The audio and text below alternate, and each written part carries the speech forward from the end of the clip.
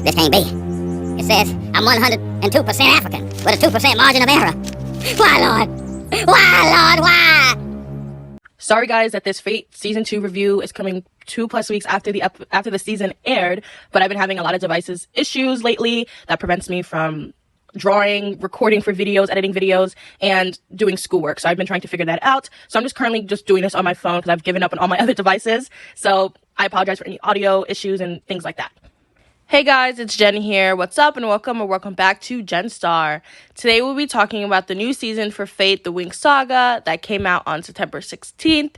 So grab your popcorn, watch a review of season 1 to get our opinion on that, and let's get started. Remember, spoilers ahead.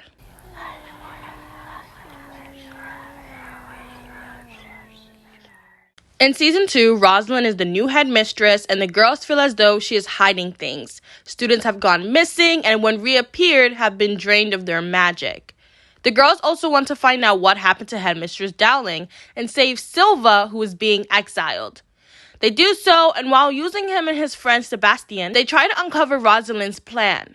Rosalind, during the banquet, admits how she's been sworn to secrecy about the situation while researching and studying about a creature named the Scrapper.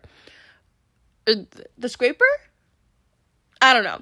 Who was sent by the Blood Witches.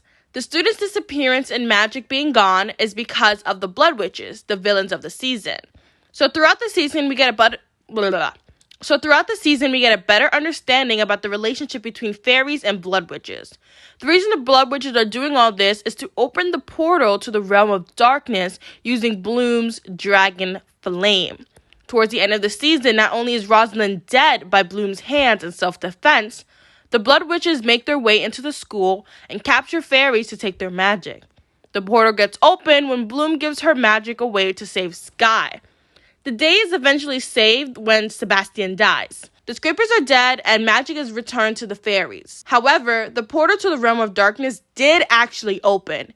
In the end, because of everything that happened, Bloom losing control and being the reason the portal opened, she gives notes to her friends saying goodbye. She says goodbye to Sky, parting with a kiss, and goes into the realm of darkness to close the opening from the inside.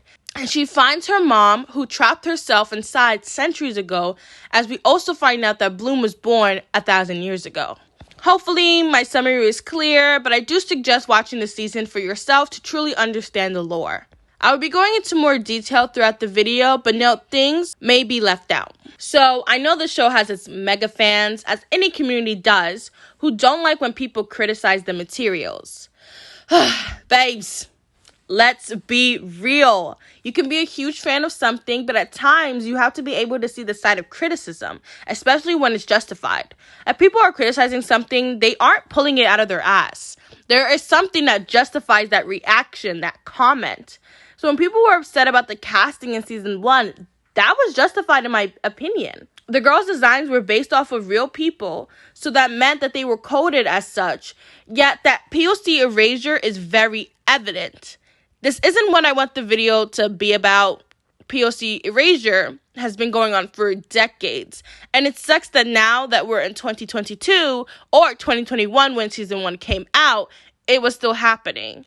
Honestly, if you can't handle this criticism, I'm going to say then, sorry, this isn't for you. Skip to when I praise the show, or honestly, just click off and watch another video of ours, please. But I will try not to be so harsh. In terms of how the characters acted, where was the consistency?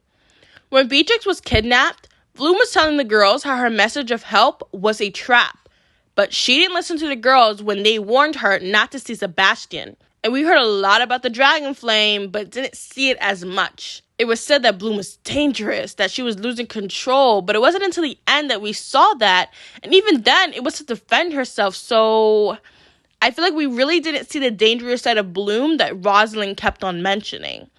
On that note, Fate writers, what the... Rosalind was made to be this big, dangerous, terrifying person, and she just dies? I know Bloom's dragon flame is strong, so maybe that's why Rosalind just accepted her fate. But when it was revealed that Rosalind didn't make those kids disappear, I was like, Okay, so she's not the villain. We don't have to be afraid of her anymore. In the end, I guess Rosalind cared about what was going to happen to the fairies, but she just didn't do it in the right way. And she did it in the wrong way by beefing with the blood witches and manipulating those around her.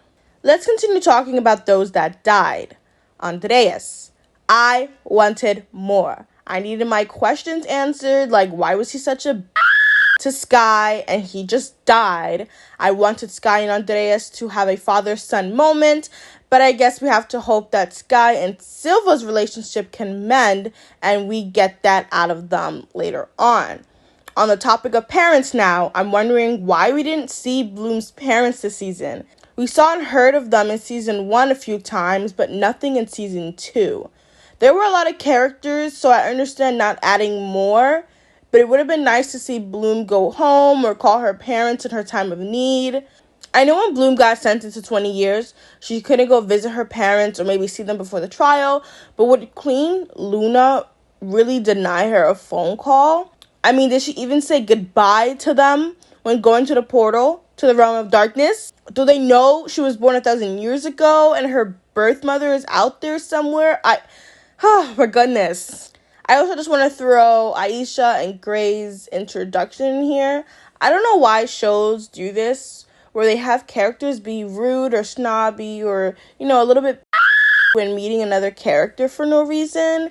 We saw it with Bloom and Sky in the first episode of season 1, and we're kind of seeing it with Aisha and Gray in their introduction. On that note, I honestly forgot the two were dating. Aisha was so detached that I forgot she was with him. I hope with the knowledge that he's a blood witch and how he ruined relationships for her forever, I hope that we get to explore that aspect more. But I really forgot that they were even together. I know there were scenes and he was texting her and wanting to actually have dates in person, and they did that. They went to that water and near the rocks, and they were trying to call her phone and things like that. I know that happened, but I also forgot they were together. And lastly, I just want to add something that I was kind of confused about. During Bloom's flashbacks, where she was in the house and, the house caught on fire, there was someone, standing next to her. So I don't know if that was supposed to be, a sister or, that was something that I was kind of confused about. Even though the stakes are much higher this season with the Blood Witches and the Scrapers, I couldn't help but think of how bland everything looked. I get it, this is not the cartoon Winx, but honestly, why have it in the title or make an adaptation if you weren't going to take things that made the Winx Winx? This whole show doesn't feel like a fantasy show, like the location, for example. I'm not necessarily talking about it not feeling like a Winx Club fantasy location, even if it wasn't the Winx and it was its own fairy show using fantastical settings. It still doesn't feel like a fantasy show that has a fantasy location. My favorite thing about the movie is it feels like a movie. I don't know. If we probably saw them actually have wings and they were flying around, maybe that would help. I know that there's lore surrounding why, they don't have wings. But if that wasn't the case and people were able to have wings, I think that could probably just help make it seem more like fantasy. Or even, come on now. The thing looks hella dark. Everything is so dark and so bland. It's not giving. What kind of bothers me is that how, in terms of the location and tools that are used, they're old. But the show is still trying to be modern. We have the swords, the old buildings and ruins, but there's modern things like cell phone and Netflix and social media. Could a show have that? Yes. But why aren't the phones interestingly, damn it. Interestingly, Jesus. Could a show have that? Yes. But why aren't the phones interestingly designed? In Victorious, for example, which takes place in the real world, the characters have like a pear-shaped phone. Why doesn't something like that exist in Fate?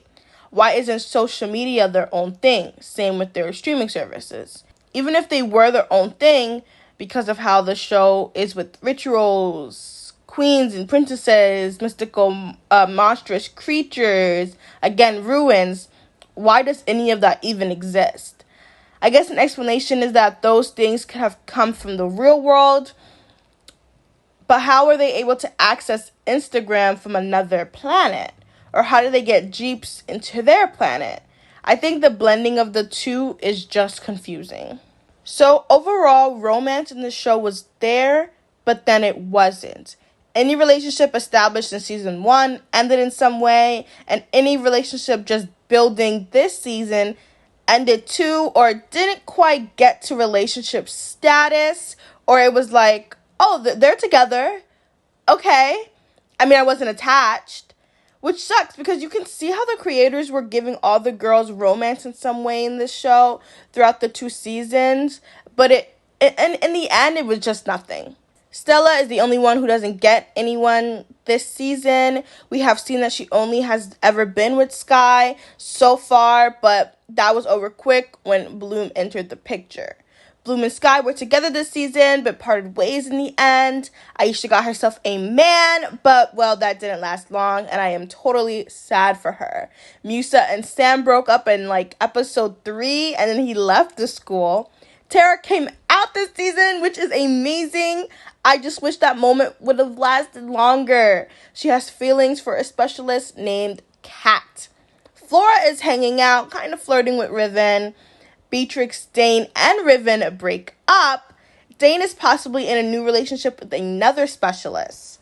So there was a lot going on this season in terms of romance, but by the end, I feel like there's not too much to show for it. And certain relationships felt weird or rushed or just weren't all there together. No, God! No, God, please, no! No! No! No! So imagine my surprise when looking at the trailer, the Terra Flora teaser, and watching the first episode and all the other episodes after, and still seeing the same mess of outfits. Fashion is something that the community agreed on sucked. So I thought it would improve, but no. I at least can say that the show is consistent in that case. I won't show too many outfits as I showed a lot in my season 1 review, so go check that out for more. But I will show some fits that I believe could have been used as a transitional piece. Because I know going from this to this in a dark, gritty show would be jarring. So here are some outfits that I think could work to get as close to the original as possible without being so different from what we had in previous seasons.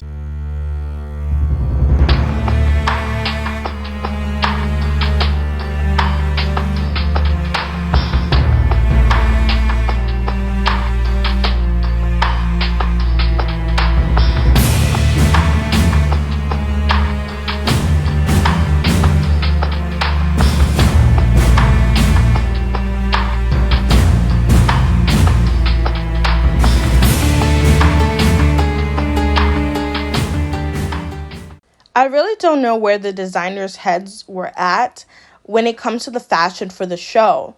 Remembering how fashion designers were used to help dress the Winx girls in the cartoon, I don't know why that same dedication wasn't used here. There are shows that have dark, gritty premises and still know how to pull off cute outfits consistently. Take a look at Euphoria and Riverdale. Maddie or Veronica or Cheryl had outfits that the Winx girls could have borrowed. It feels like they don't know how to dress the girls. I don't see a sense of identity with these outfits. In the original, with the outfits, you could see the girls' personality come through in their clothing. Flora was soft, so she wore mostly flowy pieces. Musa was a tomboy, so she wore baggy clothes. Even though Aisha wore a skirt, you could still see her athleticness come through. So what is this? Does this scream royalty, princess, fashionista? And again, what is up with Tara's outfits? Why is she always covered up? Why are they always covering up her body? The argument could be made that, well, that seems like something Tara would do. She would cover up. Okay, valid. But you don't have to show skin to make a good outfit. During the banquet, Tara wore baggy pants and like this graphic baggy tee, when everyone else were in dresses or cute jumpers. I'm not saying she should have been in a dress, but why is the thicker character covered up? Why not put her in dress pants and a blouse? She's at a banquet. Overall, the show wasn't bad, as I'll get into some of the good stuff, but it can still be better. My issues that I have seem like silly mistakes, easy fixes, but it's either that they don't realize the issue or don't care to fix it. At times, the show is really good, but at other moments, I can't help but think, why? Seriously? I don't know how to explain it well, but I've heard some people say that this show has an identity problem, and I can agree. I know, I'm not like other girls. I'm not. I'm like different. Again, season 2 was much better than season 1. I am not going to lie about that. Could it have been better? Again, yes. Especially considering how problems we had in season 1 are still there. But I'm here to talk about some of the good. So let's get into it. I'm glad the girl storylines didn't revolve around Bloom so much and that they had their own issues. I know I talked badly about the outfits, but I want to say that other than Tara, the girls didn't have terrible outfits, or at least not all of their outfits were terrible. There were some decent ones in there. The only castmate, though, that I feel like I constantly liked their outfit was Flora. Speaking of Flora, she's a part of this season. They could have just had her in season 1 and make her plus size if they wanted a plus size Earth Fairy. I mean, we knew that's what they were going to do since originally the Tara actress was casted as Flora, but after whitewashing allegations, they changed it to Tara and showed everyone how Flora was going to be in this show either way, just later on. I'm glad they added another original member. I'm just waiting for Tekna. I know the reason she's not in this show is because technology doesn't fit, yet they have phones, social media, etc. If technology magic worked in the original, can't you find a way for it to work in your version? Or pull a Musa. Musa's abilities are not the same in the original now that she is a mind fairy, not music. But we still see her with music because she always has headphones. Give Tekna new powers. Give her a name like Tracy or something, and Tekna is a nickname for her passion for tinkering with gadgets she probably got from the real world. I mean, the reason they have modern phones, social media, streaming services, and vehicles could be attributed to fairies like her. Whether they did this right or not, Bloom had a lot of responsibility this season. She wants to find Dowling, and when that happens, Dowling isn't alive long and ends up passing completely soon after. Sidebar, why didn't Dowling go to Luna and tell her what Rosalind did was true? Anyways, Dowling's passing on scene was sad. I didn't cry, but I was sad that Dowling wasn't coming back. And I felt the girl's sadness, Bloom's sadness, that all that work and hope this season was just gone. Sidebar again. I wish that all the girls were able to hug her goodbye, but I understand why it was just Bloom as she was closer to her. Bloom handled herself well. The dragon flame, not knowing her family history, heartache, she had it all, and yet she didn't lose control as expected of her. At least not as gravely as they were trying to make it to be. Her emotions were high when fighting Sebastian, and she wasn't thinking clearly, and she was just done with all of this. I just hope that she gets her questions answered about her origin, and when she eventually gets back, that all is okay. The show still feels like Bloom and the girls at times, instead of being a show about all the characters, but season 2 was better in that regard. Aisha didn't feel like a mammy character, specifically the black best friend role, who's only there to help, usually the white main character. Yes, that is still what's going on, but she had her own things going on too. I said a little earlier, but I liked Aisha and Gary.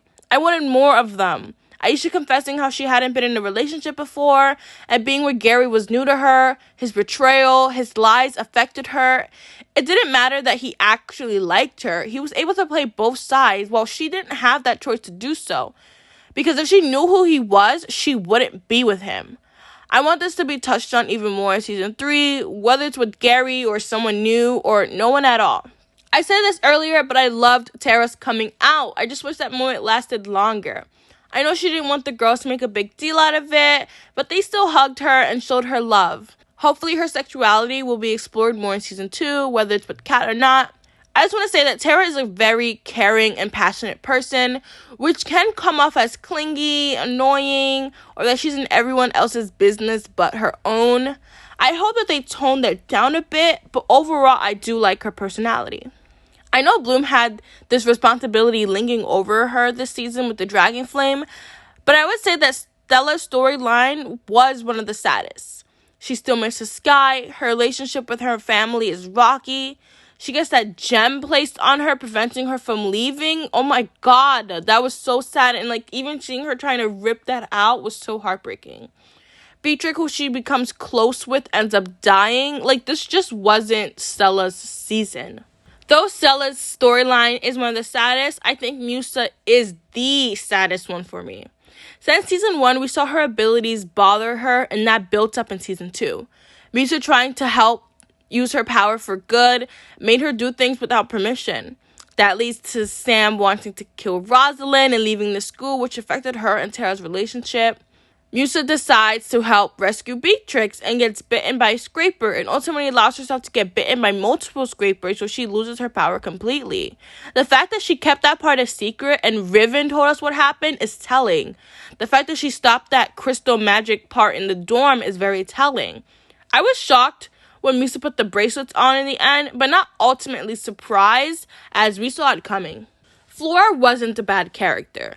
She's new, so she has room to grow. However, she did piss me off a tiny bit in the beginning when injecting Devin without an antidote. Overall, her and Tara's relationship was kind of a sore with the back and forth. Flora wanting to help, but Tara not letting her. Then Flora doing things on her own and possibly killing someone in the process because she isn't patient. Y'all just don't seem like family if you act in that way. I was wondering what was going on with her wounds not healing and possibly not having her powers back. I know she'll have a good storyline with that, and I'm just wondering how that's going to get explained to others. Are we just going to get an explanation in episode 1, or is that going to linger on a little bit in the background throughout the season? Because, I mean, they do go to class and they do show off their powers, so I don't know how that will be explained if she actually doesn't have her powers. But I hope that they just don't get rid of her and give some excuse that she just wants to go back home to family because we just got her. The boys weren't bad this season. Sky had a lot of daddy issues and anger. Riven was just kind of chilling. And Dane had to see himself without Riven and Beatrix. Beatrix. I'll get to her in a minute. The CGI was good as season 1. I like the magic. I do not have anything to say badly about this. I liked that we saw the girls finally transform. Sadly, we didn't see Musa transform, which was understandable given her character arc. But now that multiple fairies have transformed, I hope that we get to see that idea of unlocking your wings happen in season 2. Maybe that will help the show feel more like a fantasy show. Good riddance, Andreas. Good riddance, Rosalind. Good riddance, Beatrix. I don't know. Beatrix had a hard season. Her relationships fell through. She was kidnapped, lost her powers, felt useless, lost Andreas. She wanted to know about her family, but come on. She is the reason that the Blood Witches got into the school. Yes, before her death, she was attempting to make things right, but her death was justified. Although she was a traitor, Beatrix was still buried at the school, which shows how they recognize her role in stopping Sebastian. Lastly, good riddance to Sebastian, because he was not intimidating at all. I could not take him seriously. What is up with the lackluster villains of this show? The monsters are the only real threats. Get lost, little butterfly! I do want to say that season 1 was lacking the importance of friendship, which season 2 improved on. The Winx felt more like friends. It definitely still needs work, but what an improvement. The way they were worried for Musa after she lost her powers, for Flora being in the school with the blood witches, Bloom being with Sebastian, Stella and Beatrix getting close, Terrace coming out. I loved it all. They aren't on the cartoon Winx friendship level, but still better than season 1. Keep it up. All in all, I am curious about season 3. What is going on with Flora? Will Musa accept her abilities and not try to get away from it? I am intrigued by the Realm of Darkness. I feel like Beatrice will be brought back to life. I heard something about Icy and Darcy will be in season 3, so maybe we'll get the tricks. Now that we saw potentially Bloom's mom, I hope we get the history of her life quickly. I don't know. I just can't wait and have that be stretched out with the 6-7 episode. I just want it to be all episode 1. Just tell me what's going on with that whole situation. I need the girls to do a little bit more, be a little bit more independent. I want this show to feel like the Winx, not just the Bloom show. I know I ripped into this show, and yes, I could say that I had more bad things to say than good things to say about this show, but at the end of the day, this show is interesting. It's still a good show to binge, but certain things that I'm talking about in terms of, the friendship can be, improved on, and a little bit of the lore and the identity of the show, whether it was more like the cartoon or this was just on its own in general, those things have to be improved on because it's very lacking. But I hope that doesn't take away from you really understanding. I'm ready for season 3. I watched the episode the day it came out, but this review is coming out later because I've had some issues. But I want you guys to tell me what you think. Put your questions down below. Let's have a discussion. If any of the questions that I said in here, if you guys have answers to, please answer me in the comments below. If there's anything that I said that you guys can clarify for me because I must have just, seen it wrong or, misunderstood something, please let me know as well. And I will see you guys next time. Happy Halloween. Don't forget to check out our Art of Halloween from 2021. And stay tuned for all of our videos for Art of Halloween for 2022 across both of our channels. And happy National Hispanic Heritage Month. And also to my Latin people, happy Latin Heritage Month as well. I say those separately because a lot of Latinos don't like to be lumped in with the Hispanic Heritage Month because of the history. So I just set them separately. With that said, I was your host, Jen. This has been Jen Star. Peace. Ooh! Ah, the ghetto! The ghetto. I was shocked, honey. I was in tears almost.